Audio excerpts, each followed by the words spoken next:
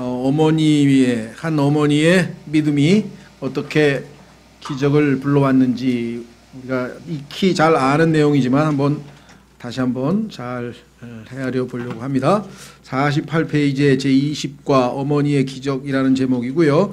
이것은 히브리서 11장 35절을 근거하고 그 내용은 열왕기상 17장에 있습니다. 우선 히브리서 11장 35절로 가서 본문 말씀을 읽고 열왕기상으로 가보겠습니다.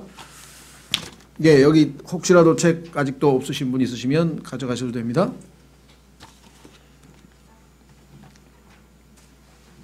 히브리서 11장에 보시면 지난번에도 말씀드렸습니다마는 처음에 시작된 첫 번째 인물은 아벨이라는 사람이 하나님 앞에 믿음으로 살았다고 이제 첫 예를 창세기에 나와 있는 한 인물을 예를 들기 시작해서 쭉 지내오다가 이제 너무나 많은 사람이 있다 보니까 여기에다 다 열거할 수는 없다 하면서 이제 요약해서 이름만 지금 쭉 열거했죠. 그게 32절입니다. 내가 무슨 말을 더하리요. 기드온과 바락과 삼손과 입다. 그래서 우리는 두 명씩 한 과에 한 번에 걸쳐서 두 사람씩 우리가 공부를 했고, 그 다음에 또 다윗과 사무엘과 대언자들에 관하여 말하라면 내게 시간이 부족하리라. 그래서 지금 다윗과 사무엘에 대해서는 아마 여러분들이 지금 오전에 안성식 형제님과 공부하는 사무엘 상하 이게 공부하다 보면 그들의 믿음의 삶에 대한 내용을 우리가 또 공부할 기회가 있으실 것이고, 자, 그래서 이제 밑으로 내려와서 대언자들에 관하여 말하라면, 대언자들에 대해서는 뭐 여러분들이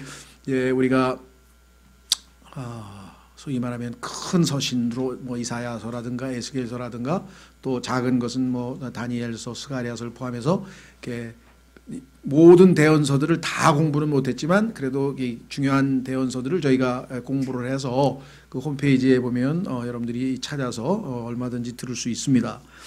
뭐 성경을 읽어도 뭐 확인하실 수가 있고요. 자, 그 다음에 이제 밑으로 내려가면 33절에 그들이 믿음을 통해 왕국들을 정복하기도 하고 의를 이루기도 하며 예를 드는 겁니다. 약속하신 것을 얻기도 하며 사자들의 입을 막기도 하며, 그래서 지난번에 다니엘이 어떻게 사자들의 입을 막았는가, 그 다음에 다니엘의 세 친구는 34절에 맹렬한 불을 끄기도 하며, 자, 그 다음에 칼날을 피하기도 하며 연약한 가운데서 강하게 되기도 하며, 성경에 나와 있는 많은 사람들로 가면서 이것을 다 찾아서 우리가 공부하기가 너무 분량이 많다 보니까 이제 오늘은 싸움에서 용맹하게 되어 외인들의 군대들과 싸워 물리치기도 하며, 35절에 해당하는 거네요. 여인들은 자기들의 죽은 자를 다시 살려서 받기도 하며, 자, 그래서 죽은 자를 다시 살려받은, 즉 아들을 되살려받은 한 어머니의 이야기를 통해서 우리가 성경에서 믿음으로 살아간 한 분을 또 공부해 보려고 합니다. 자,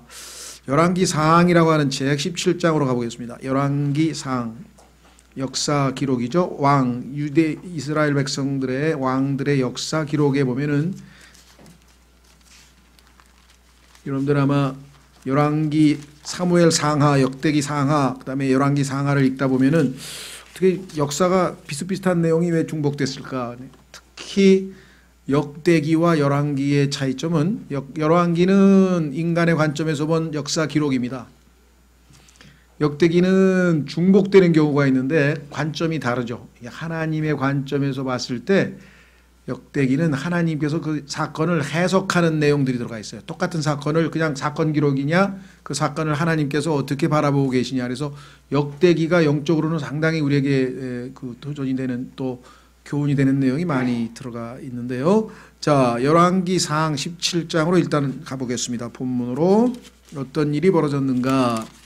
자, 우선 히브리서 교재로 가시면 앞부분에 이렇게 우리가 설명이 되어 있습니다. 히브리서 기자는 기록자라는 뜻이죠. 기자는 11장 35절에서 죽은 자를 다시 살려받은 여인들에 대해 언급하고 있으며 성경에는 이에 해당되는 여인들이 몇 사람 등장합니다. 신약에도 있죠. 나인성 과부가 예수님께서 살려주셔서 그 자기 아들을 돌려받은 경우도 있고요. 구약 성경에 기록된 경우들 외에도 주 예수 그리스도께서 지상 사역을 하시는 동안 죽은 사람이 다시 살아난 경우도 있었습니다. 말씀드린 것처럼 오늘은 한 가지 열왕기상 17장에 등장하는 경우를 보려고 하는데, 엘리야라고 하는 그 대언자가 살아있던 시대에 일어났던 일이다 그랬습니다. 자, 그러면 한번 17장으로 사건 기록을 한번 보겠습니다. 열왕기상 17장 길르앗 거주민 디셉 사람 엘리야가 아합에게 이르되, 아합은 왕이죠.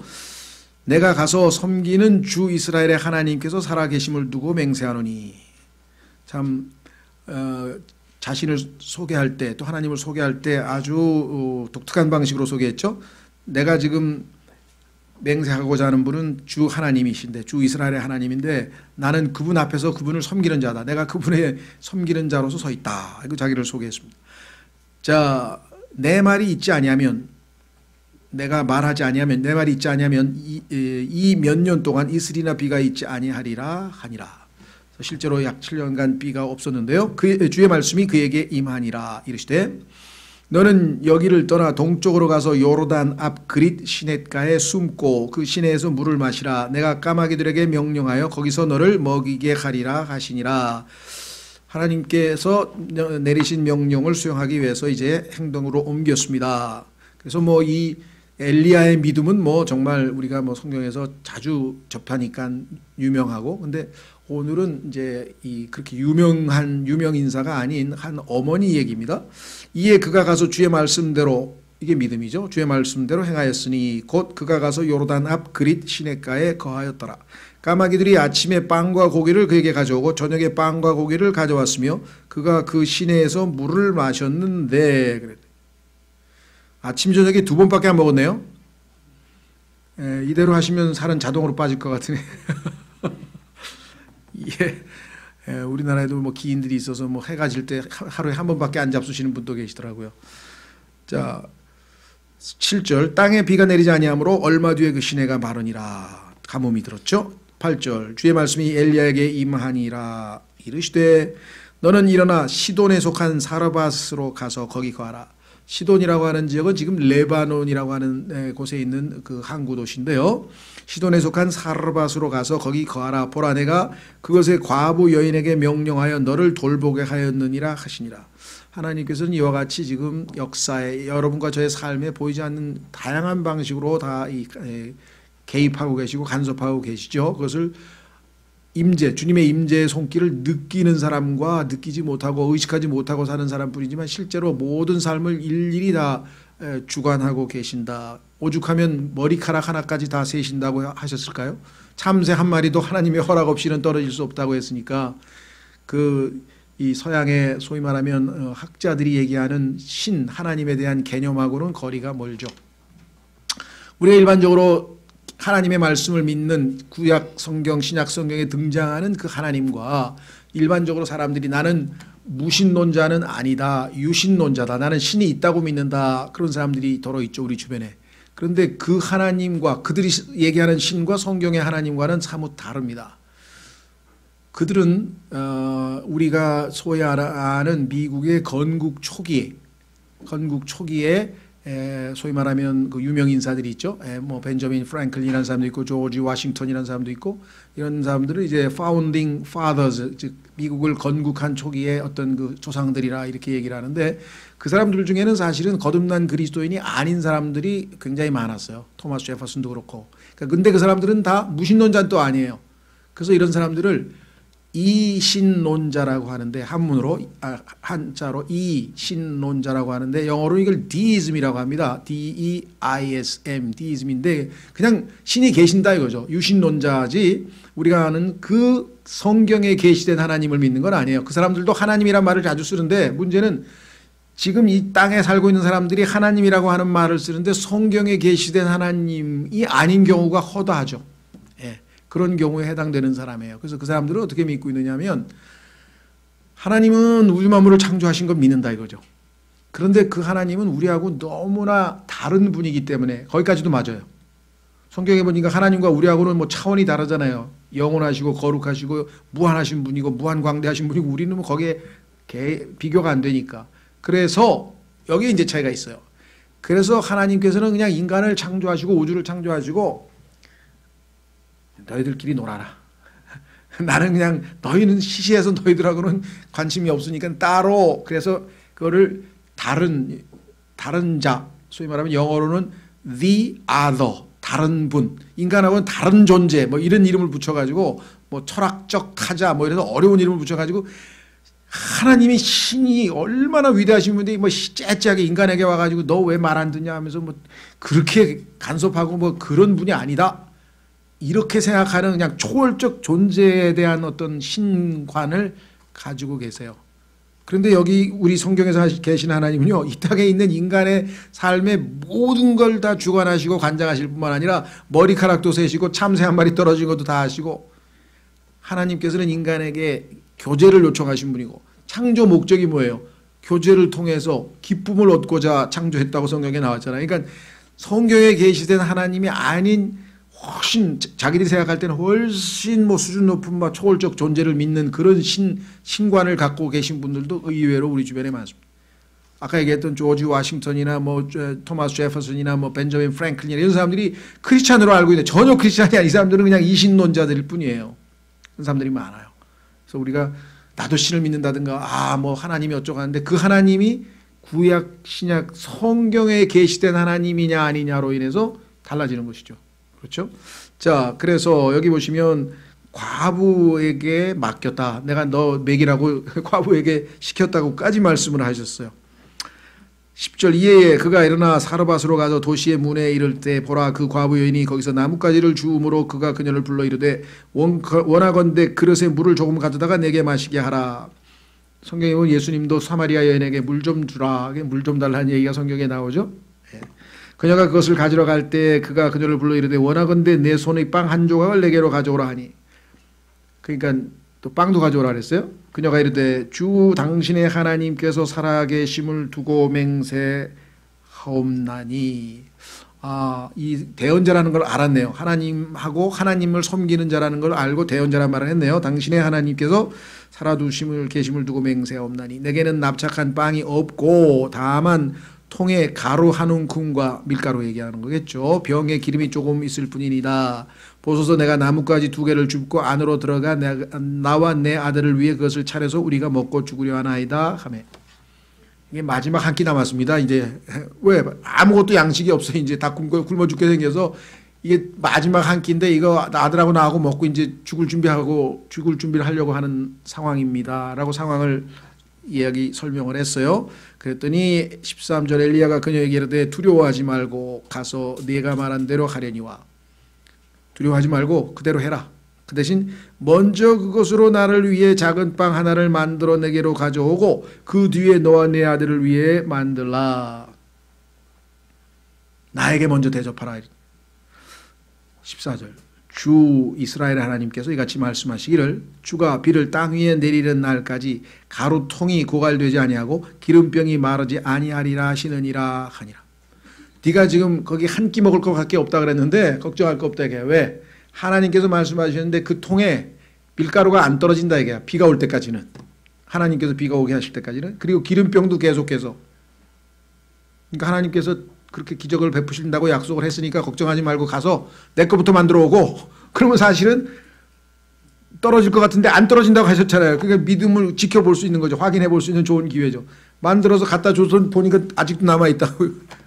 그렇죠? 예. 자, 그래서 그녀가 가서 엘리야의 말대로 하였더니, 상당히 믿음이 좋죠?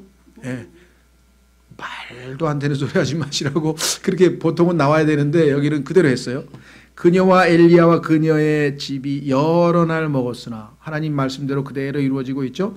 주께서 엘리야를 통하여 친히 하신 말씀대로, 항상 주께서 하신 말씀대로 모든 일이 다 이루어질 것을 우리는 잘 알고 있습니다. 가루통이 고갈되지 아니하고 기름병이 마르지 아니하니라. 자, 여기까지가 이제 한 번의 사건이 있었네요. 자, 그러면 교재를 한번 가겠습니다. 지금 살고 있는 지금 현재의 삶의 현장을 보니까 어려움이 계속되는 시기다. 가뭄이 하루 이틀도 아니고 막 몇 년을 지속되면 아예 뭐 곡식이 자라지 않으니까 뭐 저장했던 창고에 있던 거 다 먹고 결국 이제 아무것도 없는 거죠. 이슬이나 비가 내리지 않았다. 우리가 살펴봤고요. 시내가 말라버릴 정도니까 뭐 땅이 요즘 우리로 치면 논밭이 쫙쫙 갈라질 정도가 이제 된 셈이고, 그래서 이제 뭐 식량이 없으니까 굶어 죽음을 앞에 둔 과부의 모습이 나와 있다. 그렇죠? 예. 자, 그뿐만 아니라 17절에는 또 다른 어려움이 가중됐어요. 그것은 뭐냐? 하나님의 기적으로 먹고 사는 문제가 해결되는 듯 싶었는데 아들이 병에 걸려버렸대. 17절 보십시오. 이 일들 뒤에 그 집의 여주인이 되는 여인의 아들이 병 들었는데 그의 병이 매우 심해 그가 숨이 끊어졌으므로 아예 죽었네요. 그렇죠. 자, 여기서 이제 이 여인은 어떻게 생각했을까? 아니, 저렇게 기적을 베풀어서 지금 텅텅 빈 밀가루통에 밀가루가 항상 차 있고 텅 빈 기름에 기름이 항상 차 있게 이런 엄청난 기적을 베푸시는 분이 왜 내 아들은 안 돌아보시는가? 당연한 생각이 들겠죠. 그렇죠? 자, 그래서 17절서부터 한번 또 그 뒷부분을 우리가 한번 좀 계속해서 살펴볼 텐데 우선 2번에 가서 우리가 좀 그 교재를 통해서 한번 확인해 볼 게 있습니다. 하나님께서는 돌보시지 않는가? 성경에도 보니까 이스라엘 백성들도 위기에 처했으니까 할 때 뭐라 그랬어요? 하나님께서 우리 가운데 계신가? 하고 의심하였더라. 이렇게. 우리 주변에도 보면은 자기가 아주 너무나 힘들고 어려울 때 기도도 하고 했는데 응답 못 받으면 어떻게 됩니까? 하나님 정말 계신 건가? 이런 의심이 당연히 생길 수가 있죠. 그렇죠? 물론 또 믿음이 어느 정도 있는 분은 그걸 의심하지는 않겠지. 하나님께서 왜 안 도와주시는가? 기도하면 들어주신다 그랬는데 그리고 이게 뭐 나쁜 것도 아니잖아요. 내가 필요해서 힘들고 괴로워서 하나님께 구했는데 그래서 그런 상황이 여기도 지속되고 있습니다. 그래서 하나님께서 엘리야를 시냇가로 보내었고 그 결과 시내는 말라버림. 자, 이런 모든 고통을 가져오게 하신 분이 알고 보니까 하나님이셨어. 그렇죠? 예, 하나님께서 일단 가뭄을 오게 하겠다고 말씀을 했고 두 번째 하나님께서 선한 여인에게 질병과 굶주리를 보내시기. 여러분 어떠세요? 그리스도인들 중에서 가장 쉽게 범할 수 있는 오류가 뭐냐면요. 내가 신앙생활 잘하면 항상 만사형통하고 모든 일이 잘 풀리고 좋은 일이 있을 것이다. 그러고 이제 불순종하고 있으면 내가 그렇죠. 불순종하거나 하나님 뜻에 어긋나고 있으면 뭔가 불행한 일이든 뭔가 하여간 일이 있을 것이다. 이렇게 생각을 하는데 그 기본 원칙이 잘못된 건 아니에요. 성경에 따르면. 네, 일반적으로는 그게 맞죠. 네. 그러나 하나님께서 필요한 경우에는요. 우리가 생각하는 그런 것과는 반대되는 일들도 자주 일어나잖아요. 그렇죠? 성경에 보니까 바울은 하나님 앞에 가장 순종을 잘한 최고의 믿음의 정말 일꾼으로 나와 있는데 그 인생이 왜 이렇게 고달프고 왜 이렇게 힘들었을까 생각하면은 우리가 생각하는 거는 사뭇 다르더라 이거죠. 그렇죠? 예, 그래서 우리도 이 여인은 지금 이렇게 대언자가 와서 얘기 대언자 말대로 하고 시키는 대로 하나님께서 기적도 베풀고 이렇게 순종하는 선한 삶을 살고 있는데 왜 이런 어려운 일들은 계속해서 일어났을까? 그렇죠. 질병, 굶주림까지 지금 겪었습니다. 자, 그런데도 불구하고 이 여인은 하나님을 주님으로 모셨다. 그러니까 선한 여인인 것 맞죠? 왜 12절에 주 당신의 하나님께서 살아두심을 두고 맹세하옵나니 하면서 엘리야의 하나님을 인정하는 믿음을 보였고 두 번째 말씀에 순종했죠. 엘리야가 시킨 대로 그대로 했다고 나와 있습니다. 세 번째 이 여인은 다른 사람을 우선시했다. 자기와 자기 아들이 마지막으로 먹고 죽을 마지막 음식인데도 불구하고 하나님의 말씀을 믿고 그것을 엘리야를 위해서 먼저 대접을 한 것이죠. 상당히 모범적이고 훌륭한 삶인데도 불구하고 그 다음에 아들이 죽음에 이르렀다. 또 아주 극한 상황이 벌어졌습니다.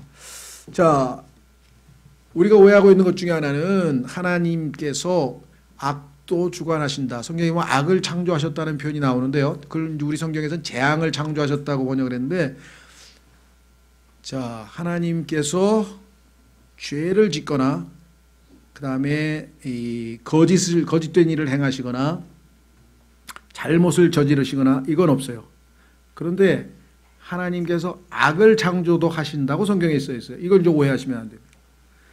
이 세상에는 자 올바르게 산 사람하고 의로운 사람하고 불의한 사람이 있습니다. 그러면 하나님께서는 의로운 사람에게 결과적으로 선한 것, 좋은 것으로 주시고 그렇죠? 궁극적으로는 그렇죠. 하늘나라에 가면은 거기에 대해서는 보상이 있죠. 불의하게 산 사람은 옳지 못한 삶을 산 사람에게는 나쁜 것으로 심판을 한다든가 뭐 벌을 주신다든가 그렇게 그러니까 하나님께서는 나쁜 것, 악한 것, 좋지 않은 것도 창조하셔서 적절하게 필요한 순간에 그거를 하나님의 도구로 쓰시는 거죠. 그런 의미에서 악도 창조하신다는 뜻이지 하나님께서 악한 짓을 저지르신다든가 이렇게 오해하시면 안 돼요. 그렇죠? 이건 왜 이상하게 왔다 갔다. 자, 보세요. 이사야서 45장 7절. 이사야서 45장 7절에 보면은 하나님께서 여기는 지금 재앙도 창조하신다 이렇게 번역이 되어 있는데 영어는 evil이에요. evil. 선과 악할 때. 자, 이사야서 45장 7절. 이 성경에서 이 문제가 이해가 안 되기 때문에 많은 사람들이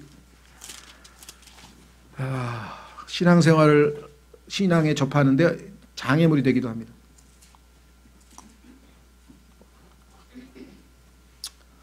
우리 주변에 좀 생각이 있고 나름대로 뭔가 이렇게 그래도 진정성 있게 인생을 살려고 하는 사람들 중에서 하나님을 믿는데 제일 큰 방해물은 뭐냐? 아무리 봐도 하나님께서 의로우신 분 같지가 않다. 왜 그러냐 그랬더니 하나님이 우리가 생각하는 하나님 그러면 전지전능하신 분. 그렇죠? 네. 그 다음에 거룩하시고 의로우신 분. 그런데 지금 현재 우리가 살고 있는 이 지구상의 모든 벌어지는 일들을 보니까 의롭고 나름대로 올바르게 살려고 하는 사람은 아주 이 고통을 당하고 어려움을 당하고 힘들게 살고 악하고 아주 술수도 쓰고 못되고 그런 사람들은 그냥 떵떵거리고 잘 산다 이 말이에요. 지금 그런 일들이 지금 우리 주변에 비일비재하게 벌어지고 있으니 하나님이 살아 계시다면 그리고 그분이 전지전능하시다면 그럼 어떻게 돼요? 당연히 못되고 악한 자를 벌 주시고 그렇죠? 의롭고 바르게 사는 사람을 상을 주시고 근데 지금 거꾸로 세상이 돌아가고 있잖아요. 거꾸로 세상이 돌아가고 있는데 어떻게 하나님이 살아 계시냐? 그래서 이분들은 의심을 하는 거예요. 하나님께서 전지전능하시지 않고는 하나님이라는 이런 타이틀을 붙일 수는 없으니까 전지전능한 건 맞는 것 같은데 근데 하나님이 과연 의로우시고 거룩하신 분이 맞을까? 지금 벌어지는 일을 보니까 아무래도 아닌 것 같다 이거죠. 악한 자 또 불의한 자 편이신 것 같다 이거죠. 하나님께서 그쪽 편이신 것 같더라. 그래서 하나님을 믿는데 주저하고 있는 사람들이 의외로 많습니다. 그런데 이거는 상당히 그래도 어떻게 보면 잘못된 생각은 아니에요. 그렇죠. 우리가 생각해도 이렇게 지금 세상이 불의한데 이거 하나님 살아계신 거 맞는가? 문제는 하나님께서는 마지막에 모든 정의를 집행하시지 하나님께서 매 순간 그거를 성경에 보니까요. 하나님은 자비로우셔서 어떤 사람이 나쁜 짓을 저지르면 그 순간 바로바로 매를 들고 심판하시고 그런 분이 아니에요. 하나님이 어떠하신 분인가를 우리가 잘 알아야 되거든요. 자, 전도서에 보면은 사람들이 하나님이 한번 성경을 직접 읽는 게 낫겠네요. 자, 전도서 8장으로 가보십시오. 왜 이 세상에 이렇게 악한 일이 많은가 그랬더니 하나님께서 자비로우셔서 그런데 우리도 그렇죠. 싱가포르 같은 데는요. 도로가 깨끗합니다. 침 뱉으면 10만 원, 담배 꽁초 버리면 10만 원. 그냥 걸핏하면 10만 원이야. 그러니까 누가 버릴 수가 없어. 깨끗해요. 그러니까 그 징벌을 세게 하니까. 그렇죠? 예. 근데 하나님은 자비로우셔서 그렇게 징벌을 세게 하지 않으셔. 자, 한번 보세요. 전도서 8장.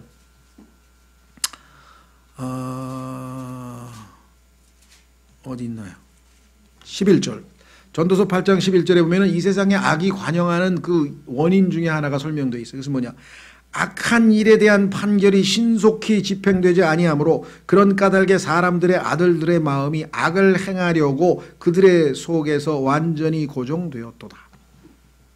하나님은 자비로우셔서 여러 번 봐주시는데 인간은 안 봐주는 데가 있어요. 예를 들면 아프리카 가면요. 도둑질하면 맨 처음에 왼손을 잘라요. 두 번째 도둑질하면 오른손을 잘라요.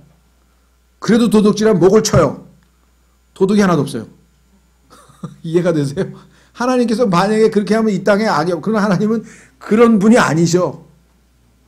인간에게 최대한 자율권을 주고 최대한 자유를 주고 책임에 대해서 인격이니까 네가 알아서 해라. 그 대신 알려는 줘. 요렇게 하면 사망의 길, 요거는 진리의 길, 뭐 이렇게. 그냥 하나님이 어떠하신 분인가를 우리가 잘 알면 이 땅에서 악이 계속해서 어마어마하게 반복되죠. 네. 자, 그래서 우리가 소위 말하면 그 지식인들 중에는 심지어는 극단적으로 얘기하는 사람이 이 세상에 신이 존재한다면 그는 곧 마귀일 것이다. 이렇게 얘기를 해요. 왜? 악이 관영하니까. 악한 일이 벌어지니까. 그게 뭐 프랑스 시인 같은 사람도 보들레르는 악의 꽃, 악의 꽃. 그게 뭐냐면 하여간 이 세상에 아무리 봐도 선하신 하나님이 계신 것 같지 않다. 이렇게 주장하는 건데 그건 성경의 하나님을 통해서 악에 대해서 성경에서 어떻게 얘기하시는지. 자, 이사야 45장 확인해 보겠습니다. 7절. 이사야 45장 7절.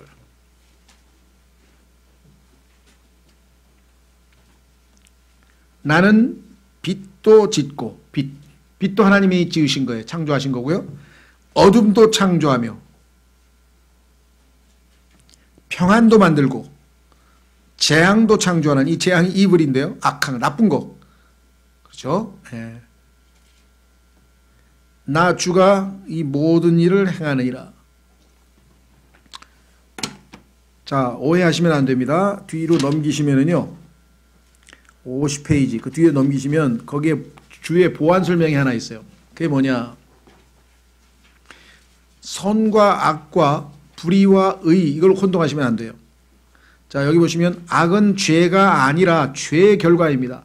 죄의 결과, 죽음이 오고 사망이 오고 심판이 오고, 이 나쁜 게 죄의 결과물이지 나쁜 게 죄 자체가 아니죠. 그 다음에 마치 선이 의가 아니라 의의 결과인 것 같습니다. 의롭게 하나님 앞에 의롭다고 평가받은 사람은 하나님이 선, 좋은 것으로 주시잖아요. 그러니까 결과물이지 원인이 아니다 이것이. 그러니까 하나님께서 악을 창조하셨다는 얘기는 처음부터 하나님이 죄를 지으셨다든가 불의한 행동을 했다는 거하고는 아무 상관이 없고, 불의한 자에게 하나님께서는 나쁜 것으로 갚아주셔야 되잖아요. 그렇기 때문에 악한 것도 여기 창조해 놓으셨다 이렇게 되어 있습니다.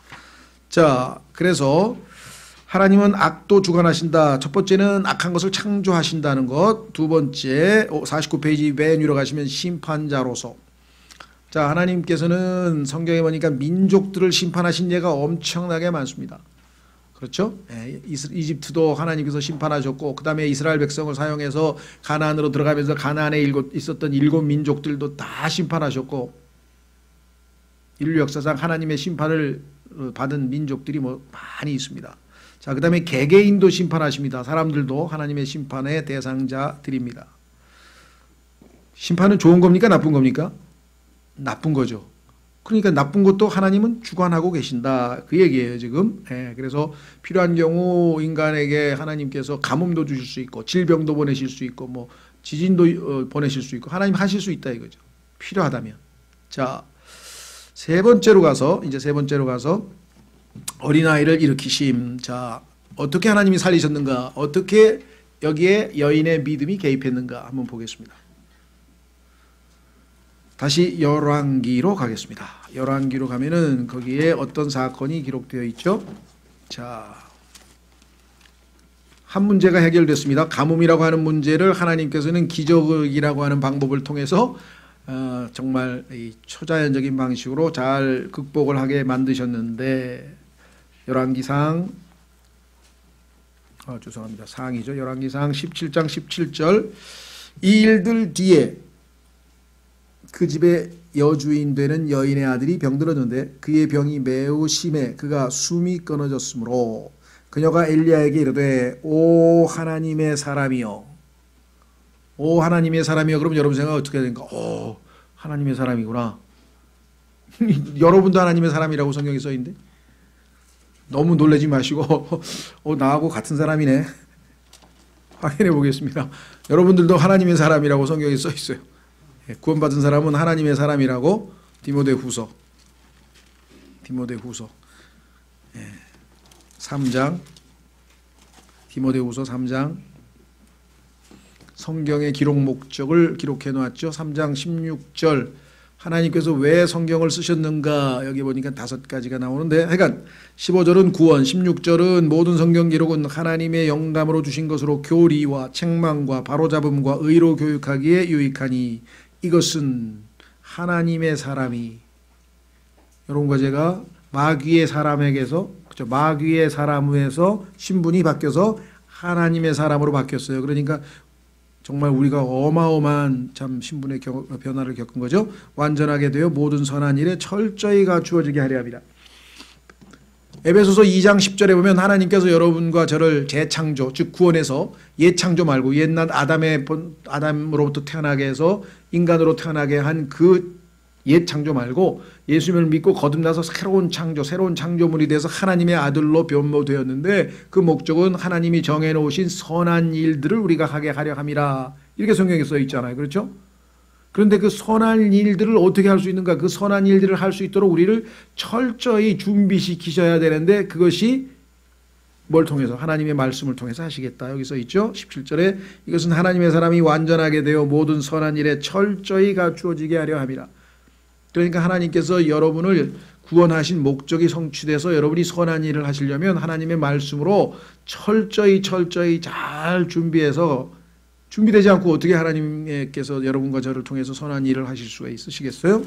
자, 그렇다면 자, 하나님의 사람 이 당시에는 구약적 개념에서는 우리가 생각하는 현재의 하나님의 사람과는 개념이 다르겠죠. 그렇죠?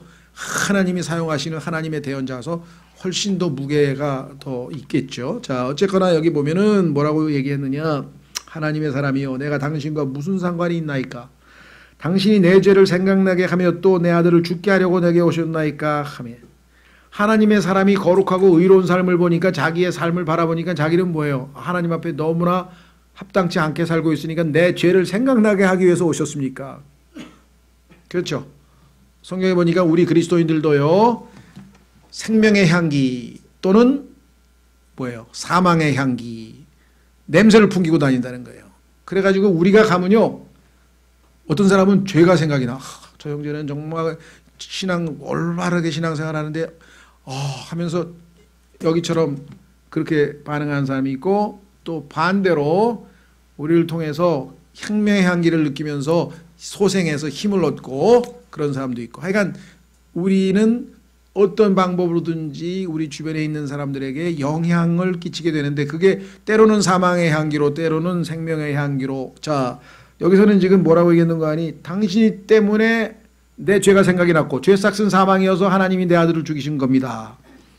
당신은 하나님 앞에 거룩하고 올바르게 사는데 나는 그렇게 못 사니 하면서 이야기를 했습니다.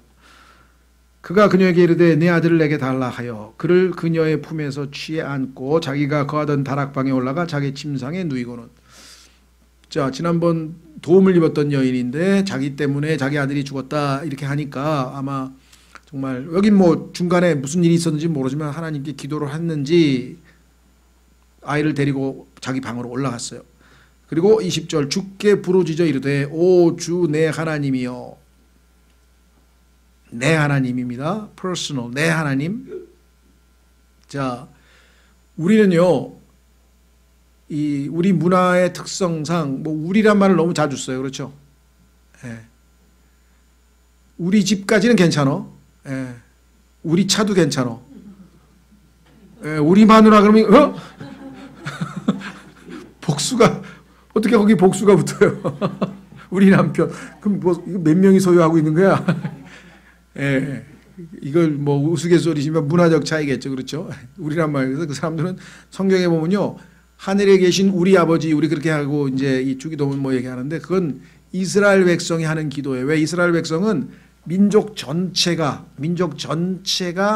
맏아들이야. 한 명의 아들이야. 그러니까 이스라엘은 항상 하나님을 부를 때 우리 아버지라고 부를 수 있는데 예수님은 하나님을 부르실 때 우리 아버지란 말 안 써요. Father, 아버지요.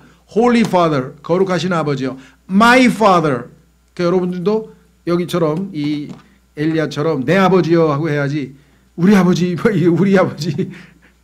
자, 그래서 여기 내 아버지, 내 하나님이요. 주께서 내가 머무는 집에 과부의 아들을 죽이심으로써 그녀에게 또 재앙을 내리셨나이까 하니.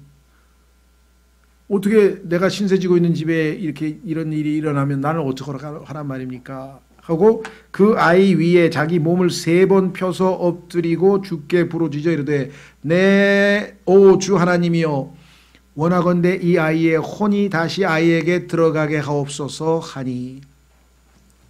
자, 성경에 따르면 사람이 죽을 때 혼이 떠났다라고 성경에 써 있죠. 창세기에도 써 있고. 그러니까 영과 혼과 몸으로 이루어진 한 인간. 창세기 2장에서 하나님께서 인간을 흙으로 빚으시고 자신의 숨을 불어넣으셨는데 그것을 스가랴서 12장 1절에서는 사람 속에 사람의 영을 지으신 분이시여. 그러니까 사람에게 영을 지어놨더니 그 영과 몸이 결합하면서 인간은 living soul, 살아있는 혼이 되었더라. 이게 창세기 2장 7절에 인간은 그래서 영과 혼과 몸으로 되어 있다. 그래서 그 영과 혼과 몸을 하나님께서 오실 때까지 잘 보호하고 지켜주시기를 바란다고 데살로니가 전서 5장에서 사도 바울이 기도를 했다 이 말이니까 인간은 영과 혼과 몸으로 돼 있다. 그렇죠? 그런데 성경에 따르면 죽는 순간, 사람이 죽는 순간 그 안에 있던 숨, 하나님이 넣으셨던 그 영은 위로 올라간다. 하늘로 하나님께서 수거에 올라가는 거죠. 하나님이 생명을 주셨는데 생명이 이제 그만 살아라 하고 수명이 됐으니까 가지고 올라가셨고, 그 다음에 그 혼은 몸에서 분리가 되죠. 몸과 영이 떠났으니까. 그래서 혼과 몸이 분리되면서 몸은 이제 장사들 지내든 어떻게 하고, 혼의 경우에는 성경에 보니까 구약에서는 지금 다릅니다만은 지금 현재 신약 시대의 경우에는 하늘로 올라가든지 구원받은 혼은 구속받은 혼은 하늘로 올라가고 구속받지 못한 혼은 아래 지옥으로 가고 이렇게 정해져 있습니다. 근데 여기서는 지금 그게 뭐 어디로 갔느냐 이 얘기를 지금 하려고 하는 것이 아니라 일단 혼이 떠나서 지금 혼이 없잖아. 아이의 몸만 남아 있잖아 지금. 그렇죠? 그런데 그 아이의 혼이 다시 아이에게 들어가게 하옵소서. 그러면 당연히 위로 올라간 영도 당연히 와야죠. 그렇지. 그래야 혼과 육이 결합이 될 수 있을 거 아니야. 영이 들어와야지. 자, 어쨌거나 하여간 혼이 떠나는 것, 혼이 몸을 떠나는 것을 성경에서 인간의 죽음이라고 지금 설명을 했는데, 주께서 엘리야의 목소리를 들으셨더라. 그 아이의 혼이 다시 아이에게 들어가서 그가 살아났으므로. 자, 이게 들으셨다고 하는 말은 그냥 듣기만 하고 응답을 하셨다는 얘기 아니라 듣고 거기에 따라서 하셨다 이렇게 되는 거죠. 이거. 자, 그래서 아이의 혼이 다시 아이에게 들어가서 그가 살아났으므로 엘리야가 그 아이를 안고 방에서 집으로 내려가 그의 어머니에게 그를 넘겨주며 이르되 보라 내 아들이 살아있느니라 하니라. 자, 여기서 이제 여인의 믿음이 나옵니다. 그 여인이 엘리야에게 이르되 이로써 내가 이제 당신은 하나님의 사람이시요 당신의 입에 있는 주의 말씀은 진리인 줄 아나이다 하니라. 믿음이 요즘 표현으로 하면 업그레이드가 된 거예요. 하나님을 믿는 믿음에서 이제 하나님이 하신 말씀, 구체적인 말씀도 이제 확실하게 진리인 것을 믿겠다 이렇게 되겠죠. 자, 그러면 교제를 통해서 우리가 얻을 수 있는 것, 구약 성경이 기록된 목적은 우리의 배움을 위해서, 그렇죠? 로마서 15장에 써 있죠. 하나님께서 기록한 이전 기록, 즉 신약 성경이 기록되기 이전 기록이니까 구약 성경을 기록하신 목적은 우리로 하여금 learning, 배우기 위해서, 여기 이 기록을 통해서 우리는 무엇을 과연 배울 것인가. 그 다음에 배우면서 우리에게 인내, 위로 이런 걸 우리에게 주신다는 거예요. 그렇죠? 그래서 우리로 하여금 소망을 갖게 해주시는 것이 구약 성경의 기능 중에 하나님께서 정하신 기능인데요. 자, 물론 고린도전서에 가면 훈계하는 기능도 있고 시편에 가면 경고하는 기능도 있고 그 좋은 기능만 있는 건 아니에요. 우리에게 위로, 인내 막 이런 것만 있는 게 아니라 때로는 경고, 훈계 뭐 이런 것도 당연히 있는 거죠. 자, 교제로 가시면 어린아이를 일으켰다. 숨이 남아있지 않았다. 뭐 우리가 금방 봤고요. 그 다음에 품에서 아이를 취했다. 17장의 19절에 그녀의 품에서 취해 안고 이랬을 때 이 책의 저자이신 그 제임스 낙스 형제님께서 정서적 분리를 의미하는 단순한 표현이 놀랍지 않은가 이렇게. 이분은 성경을 읽으면서 하나님께서 사용하신 수사법 그 표현이 너무 놀랍다 이런 표현을 썼네요. 사실은 서양의 문학에 있어서의 그 모든 수사법의 그 기초는 다 사실은 성경에서 나옵니다. 여러분들이 성경에 보면은 제일 기본 것 중에 비유법, 그렇죠? as, like, 뭐뭐처럼, 뭐뭐 같이 이런 표현을 통해서 하나님께서 아주 간단하게 진리를 가르쳐 주시는 거예요. 예를 들면 하늘의 왕국은 이와 같으니라 하고 설명을 쫙 들으면 금방 이해할 수 있죠. 그와 같은 하나님의 어떤 그 교육 방식. 그래서 성경은 세 가지 방식으로 배울 수 있다 그랬습니다. 첫 번째, 지금처럼 유사라 그래요. 이거 유사. 뭐뭐처럼 뭐뭐 같은 거 비슷한 점이 있을 거 아니에요. 그렇죠? 장미와 저 여자의 비슷한 점. 아름답다. 그러다가 가끔 찌른다. 뭐 이런 거. 예를 들면 비슷한 점을 다 모으는 거예요. 비슷한 점을 다 모아서 뭐뭐처럼 뭐뭐 같이. 유사라 그래요. 유사. 그래서 뭔가를 배울 때에는 비슷한 것끼리 다 이렇게 따로따로 이렇게 모으는 거예요. 두 번째는 대조라 그래요. 대조. 완전히 다른 거 있잖아요. 다른 거는 나눠야죠. 구분해야죠. 나눠야 되겠죠. 그렇죠? 빛과 어두움 뭐 다른 거잖아요. 나누죠. 그 성경에 보면 하나님께서는 잘 나누어서 다른 것은 서로 대조해서 나누고 비슷한 거는 다 같이 모으고 그걸 통해서 하나님께서 우리에게 알려주시고자 하는 진리를 깨닫는 건데 어떻게 그 진리를 내 것으로 소화해내는가. 한 번 들으면 알기는 알아요. 근데 그것이 완전히 내 것으로 소화가 되려면 반복 교육을 통하는 거예요. 그 성경에서 하나님께서 여기서도 조금, 저기서도 조금, 여기서도 조금, 저기서도 조금 또 얘기하고 또 얘기하고 잊지 말라, 잊지 말라, 잊지 말라 하면서 반복. 여러분이 이 세상에서 살아오면서 뭔가 소중한 뭔가를 내가 하나 얻었다. 그게 뭐 요리할 때 칼질을 잘하는 거가 됐든 아니면 바느질을 촥촥촥 하는 거가 됐든 뭐 반복하지 않고 배우고 있습니까? 한 번에 그냥 척그덕하고 배운 거 있나요? 뭐 예외적으로 그런 사람이 있는지 모르겠어요. 천재같이. 그러나 다 뭐예요? 뭔가를 이거구나 안 다음에는 뭐예요? 반복을 통해서 완전히 자기 것으로 습득하는 거죠.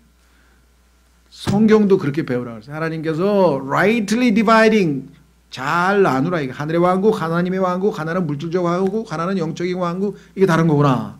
그렇죠? 혼과 영과 이거 다른 거구나. 나누고 잘 나누고 비슷한 것끼리 모아서 비교하고 그 다음에 뭐예요?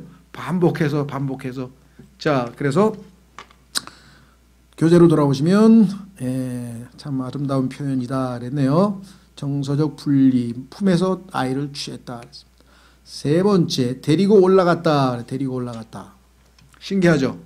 자 데리고 올라갔다고 하는 표현이 성경에서 사람의 영이 죽으면 사람이 죽을 때 영이 위로 올라가는 것과 얼마나 유사한 표현을 썼는지를 한번 염두에 두자는 것.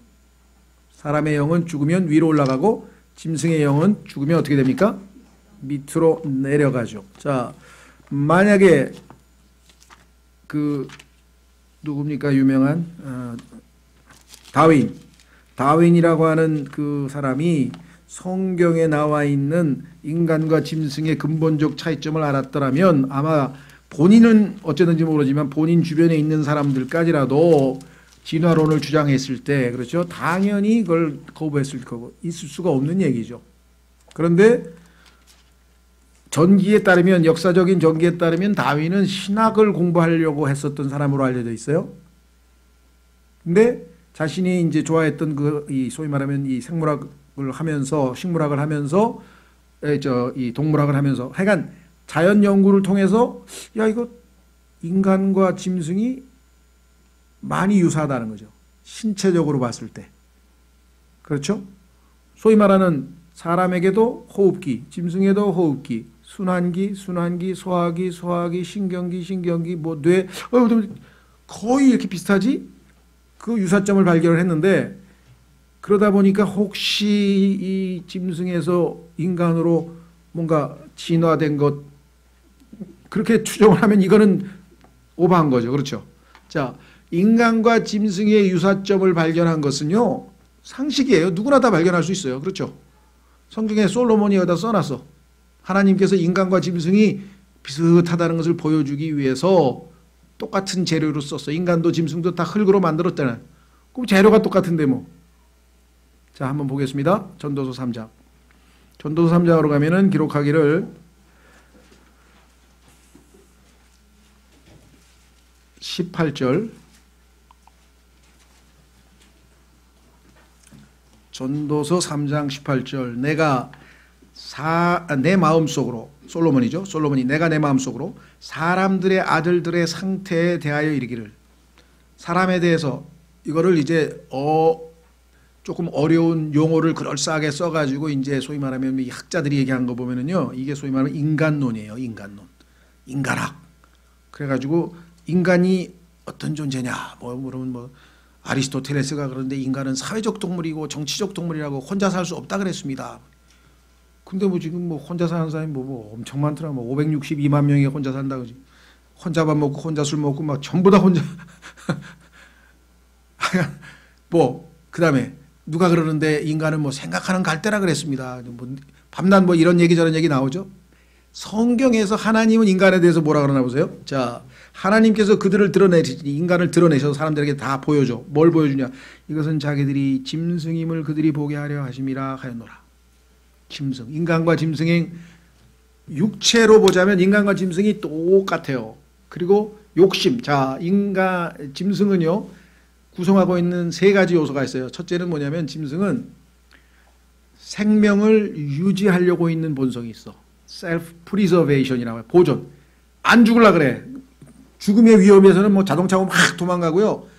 하여간 안 죽으려고 하죠. 살아있으려고 하는 살아있으려고 하는 보존, 생명 보존. 그 본성이 있어요. 인간도 똑같죠. 끝까지 살으려고 그러지. 아예 이제 절망해가지고 막 자살한다든가 이런 예외적인 걸 빼면 다 살려고 한다면 살아있으려고 하는 보존. 두 번째는 그런데도 죽음이 닥치는 걸 알아. 인간이나 짐승이나. 그래서 뭐예요? 종족 보존, 생식, 자손을 남겨야 돼. 보존을 해야 돼. 옛날 표현으로 하면 대를 이어야 돼. 그렇게 중요한 거예요. 그래서 하여간 보면 다 때가 되면 엊그저께 보니까 무슨 백두산 호랑이가 새끼를 4마리가 나가지고 그냥 두세 마리밖에 못 낳는데 4마리 해서 4쌍둥이가 나왔는데 하면서 지금 화제가 됐다고 방송에 나와. 잔소를 낳아야 돼. 셀프 프로파게이션. 번식을 해야 돼. 번식. 왜? 죽으니까. 천상 그럴 필요가 없죠. 자, 죽으니까. 세 번째는 뭔가 이 땅에서 즐거움을 추구한다. 그러니까 self gratification. 그러니까 맛있게 먹고 재밌게 놀고 하여간 뭔가 즐거워야 돼. 나 오늘부터 괴로워해야지. 그런 사람 없어. 다 뭔가 재밌고 즐거운 걸 찾는데. 그러죠? 그러니까 그냥 불편한 걸 못 참어. 개도. 그렇죠? 가만히 있다가 갑자기 다리 한 짝 들더니 왜 가렵다 이거지. 그걸 가만히 보면 야 짐승이나 인간 나도 가려운 뭐야 하나 집어가지고 막 긁잖아요. 그냥 등 긁는 거. 너나 나나 뭐가 다르냐. 똑같이. 신체적으로 보자면 다를 게 하나도 없잖아요. 예. 그래도 인간도 그거 세 가지로 살아. 다. 그렇죠. 종족, 번식 본능, 그 다음에 그냥 즐겁고 재밌게 살려고 하는. 그래서 하나님께서 인간이나 짐승이나 똑같더라. 죽을 때도 똑같아. 어떻게? 숨이 탁 끊어지면서 죽고 저쪽도 숨이 탁 여기서 있잖아요. 자, 뭐라고 되어 있습니까? 19절. 사람들의 아들들에게 일어나는 것이 짐승들에게 일어나니 곧 한 가지 일이 그들에게 일어나느니라. 이것이 죽는 것 같이 짐승이 죽는 것 같이 저것도 죽나니 인간도 죽으니 참으로 그들이 다 한 숨을 가졌도다. 호흡기가 있어 숨 끊어지면 다 죽는구나. 그러므로 사람이 짐승보다 뛰어날 것이 없나니 이는 모든 것이 헛된 것이기 때문이로다. 숨이 끊어지면 모든 게 끝나버리는 게 짐승이든 인간이든 생명의 문명이라고 한다면 뭐 다를 게 있냐. 모두가 한 곳으로 가나니 모두가 흙에서 나와 모두가 다시 흙으로 돌아가려니와. 그러니까 인간이 사용했던 몸, 즉 신체는 당연히 흙으로 가고 흙에서 만들어졌으니까 짐승도 마찬가지 흙으로 가고. 여기까지 보면 다윈이 굉장히 대단한 발견을 한 것 같고 훌륭한 발견을 했는데 문제는 그 다음에 차이점에 대해서는 왜 몰랐을까? 여기 나와 있잖아요. 21절 위로 올라가는 사람의 영과 땅으로 내려가는 짐승의 영을 누가 알리요? 하나님은요. 인간은 하나님의 호흡을 불어넣어서 초월적인 영을 가지고 있어요. 그래서 그 영은 수명이 닿으면 하나님께로 회수가 돼요. 위로. 근데 짐승의 영은 짐승 이 땅에 살아있는 동안만 써먹고 그게 버리는 거예요. 그냥 땅으로 밑으로 내려가 버리는 거예요. 거기에서 인간과 짐승의 차이가 있다라고 하는 거죠. 다르다는 거죠. 그렇죠? 예. 그런데 사람들은 영적으로 죽어 있으니 영에 대해서 아는 바가 없잖아요. 영적인 무지 때문에 인간과 짐승이 똑같다고 생각을 한 거예요.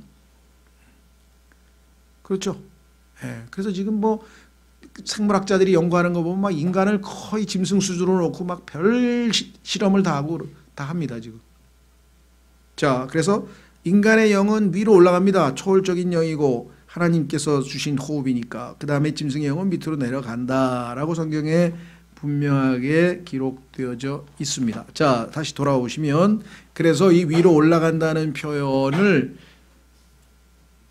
얼핏 우리에게 시사하는 바가 위로 올라간다. 그렇지. 사람이 죽을 때 영이 올라가는 것처럼. 자, 데리고 올라갔습니다.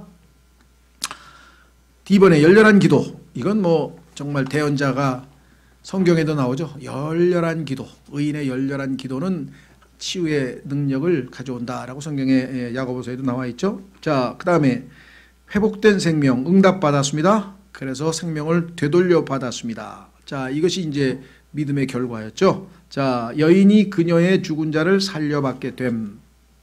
드디어 하나님께서 응답하신 겁니다. 자, 그렇다면 이렇게 생명을 되돌려받게 된 그 치유의 그 동의는 뭐냐? 그건 믿음이었다. 그래서 믿음으로 치유함. 뭐 엘리야가 뭐 노력하고 가서 무슨 뭐 닌겔 꽂고 뭐 주사 맞고 뭐 엑스레이 지고 뭐 MRI 하고 아무것도 안 해. 그냥 기도하고 하나님 혼을 다시 돌려보내 주십시오. 그래서 기도 응답해 주신 거죠. 예. 믿음으로 치유함. 사람들에게 내보이거나 자랑한 일은 없음. 하나님께서 하신 일을 가서 뭐라고 자랑하겠습니까? 두 번째, 여인에게나 아이에게나 아무런 요구사항이 없음. 내가 고쳐줬으니까 돈 좀 내라. 뭐 이거 안 했다. 그렇죠? 과거에는 이 소위 말하면 치유로 돈 받는 그런 사람들이 많이 있어서 무리를 엄청나게 일으켰습니다. 뭐 여러분들 아마 뭐 신앙생활하면서 그런 얘기를 많이 들어보셨겠지만, 그렇죠? 예, 과거에 무슨 H 뭐 권사님이 막 안수기도만 하면 병을 다 고친다 그래가지고 막 유명한 사람이 있었는데, 그분이 뭐 죽었다가 하늘에 갔더니 넌 여기 못 들어온다고 뭐 그런 얘기를 하나님께서 하시고 그냥 뭐 정신이 그냥 번쩍 나가지고 누가 너보고 내가 고쳤는데 네가 돈 받으라 그랬어 뭐 그러셨다. 어쨌든 뭐 하여간 사실인지 아니면 그런 게 막 나왔었어요. 그래가지고 유명한 뭐 C 목사 누구 목사 그 위대한 목사야 돼. 그 사람 명단 없어 여기. 그래가지고 그냥 그 사람들이 또 혼비백산해가지고 막 양로원을 짓고 뭐 착한 일 많이 하고 하늘나라 가고 뭐 막 교회들마다 난리가 나서 이게 사실인지 아닌지 잘 모르겠어요. 예, 그런 얘기가 막 한창 또 돌았는데 자, 여기 보니까 하나님께서 하신 것에 대해서 거기에서 왜 보상을 사람들에게 가서 받으려고 합니까? 예, 심지어는 아브라함도 그랬잖아요. 난 너한테 돈 하나도 안 받아. 그래서 이 뭡니까 창세기 14장에서 다 되돌려주고 내가 사용한 일꾼들 몫은 주고 나는 너한테 아무것도 안 받는다. 나중에 가가지고 뭐 너 때문에 내가 뭐 아브라함이 부자 됐느니라 이런 소리 듣고 싶지 않다. 하나님께서 날 주시면 모를까 나 안 받는다. 그렇죠? 기도 가운데 하나님과 은밀히 씨름함. 이게 이제 열렬한 기도의 내용이죠. 자, 그 다음에 어떻게 했습니까? 그녀의 믿음은 하나님에 대한 믿음에서 하나님의 말씀에 대한 믿음으로 나아감. 자, 이게 이제 우리에게 굉장히 중요합니다. 하나님을 믿는다고 하는 것은 구체적으로 하나님의 말씀을 믿는 거죠. 예, 여기 나와 있습니다. 지금 24절 17장 2절 그 여인이 엘리야에게 이르되 이로써 내가 당신은 하나님의 사람이시오. 당신의 입에 있는 주의 말씀 내가 그게 진리인 걸 알겠다. 이제 믿겠다. 이렇게 된 겁니다. 구체적으로 하나님께서 기록하신 말씀을 믿는 것이 여러분과 제가 믿음의 삶을 살아가는 겁니다. 자, 한 구절 찾아보겠습니다. 데살로니가 전서 2장에 보시면 오해하고 있는 구절 중에 하나인데요. 데살로니가 전서 2장 13절.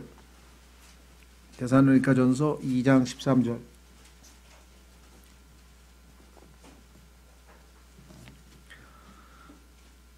데살로니가 전서 2장 13절 이런 까닭에 우리가 또한 하나님께 끊임없이 감사를 드리면 너희가 우리에게서 들은 하나님의 말씀을 받을 때 그것을 사람들의 말로 받지 아니하고 하나님의 말씀으로 받았기 때문이니 진실로 그러하도다. 그 말씀이 뭐라고 그랬습니까? 또한 믿는 너희 안에서 효력 있게 일하느니라. 역사한다 이 말이죠. 하나님의 말씀이 살아서 내 안에서 역사해서 효과가 나왔다는 거예요. 여기 효력 있게란 말은 효력이 나왔잖아요. 효과가 나왔잖아요. 근데 거기에서 믿는 사람이란 표현을 믿는 너희라고 하는 말을 구원받은 모든 사람에게 광범위하게 적용하시는 분이 있는데 그건 아닙니다. 그건 아니에요. 왜냐? 로마서에 보면 우리의 신앙생활은 믿음에서 믿음으로, 처음에 여러분과 제가 예수님을 구원자로 받아들이는 그 믿음은 그때 믿음이었고, 그 이후에 지금 뭐 5년, 10년, 20년, 30년 지난 사람이 있었잖아요. 그럼 지금 오늘 내가 하나님의 말씀을 듣거나 읽고 믿는 믿음은 지금 믿는 믿음이잖아요.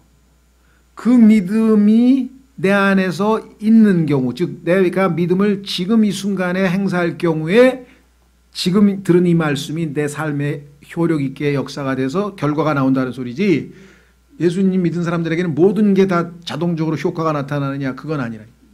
그래서 믿음에서 믿음으로, 은혜를 대체하는 은혜로, 사랑에서 사랑으로 계속 앞으로 나아가야 되겠죠. 자, 그래서 이 여인은 이제 한 단계 전진된 신앙의 모습을 보였다. 자, 그러면 마지막 오늘날을 위한 교훈, 뭘 가르쳐 주시겠느냐. 첫 번째는 뿌림과 거둠, 심은 대로 거둔다는 법칙이 여기서 이제 적용이 됐죠. 이 여인은 자신의 생명과 아들의 생명을 하나님의 종을 위해 내려놓고자 하였으며, 자기가 굶어 죽더라도 하나님과 하나님의 종에게 먼저 섬기겠다, 이렇게 결단을 내렸는데, 이에 주님께서는 그녀에게 동일한 축복으로 되돌려 주셨습니다. 자신의 아들을 되살려 주시는 것으로 복을 주셨다. 삶의 기본 법칙, 심음과 거두의 법칙, 뿌린 대로 거둔다. 두 번째는 믿음이 늘어나기 위해서는 어려움도 늘어나야 한다. 이게 이제 우리가 잘 들어보면 머리로는 잘 이해가 되는데 실제 삶에서 이런 일이 생기면 이렇게는 잘 못 받아들이는 경우가 있어요. 납득이 잘 안 되잖아요. 그죠? 아니 내가 이렇게 주님을 바르게 잘 섬기고 뭔가 열심히 하려고 하는데 왜 계속해서 어려움이 생겨났을까? 그런데 이런 어려움이 전제되지 않고 믿음이 늘어날 수 있는 방법은 없더라는 거죠. 그렇죠? 더 많은 열매를 맺기 위해서는 가지치기가 있어야 된다 그랬죠. 그렇죠? 네, 그래서 가지를 쳐야 나머지 큰 두렁두렁 제대로 된 열매가 열리는 것처럼 우리 삶에서도 주님께서 가지치기에서 내쳐서 버려야 될 것들이 있다는 것을 우리에게 말씀하고 있습니다. 자, 그 유명한 우리가 이 온유, 성령의 열매의 9가지 특성 중에 하나가 온유라고 그랬는데, 이 온유에 대해서 우리 성령의 열매 책에서 정말 아주 좋은 예를 들었잖아요. 그렇죠? 온유는 어떤 사람의 마음이 온유한가 온유하지 아니한가를 판별할 수 있는 방법은 상처가 나봐야 한다는 거예요. 돌을 하나 집었어요. 유리창을 향해서 던졌더니 유리창은 짱 하고 깨져버렸어요. 왜? 딱딱하니까. 그렇죠? 우리의 마음에도 누군가가 돌을 던졌어요. 그럼 내 마음이 딱딱한 뭐야? 쨍 하면서 찢어지면서 뭐야? 마음이 상처를 입게 되죠. 예. 그런데 이 깨져버린 단단한 마음은 어떻게 붙여질 수가 없어. 회복이 안 돼. 그 뭐 실족해버리거나 뭐 하여간 뭐 어떻게 무슨 일이 벌어져 버린. 그런데 반면에 똑같은 돌을 던졌는데, 예. 강물 위에다가 또는 호수 위에다가 던졌더니 출렁 하더니 몇 번 막 출렁출렁 되는 것 같더니 조금 있다가 뭐예요? 원래 모습대로 잔잔해졌다.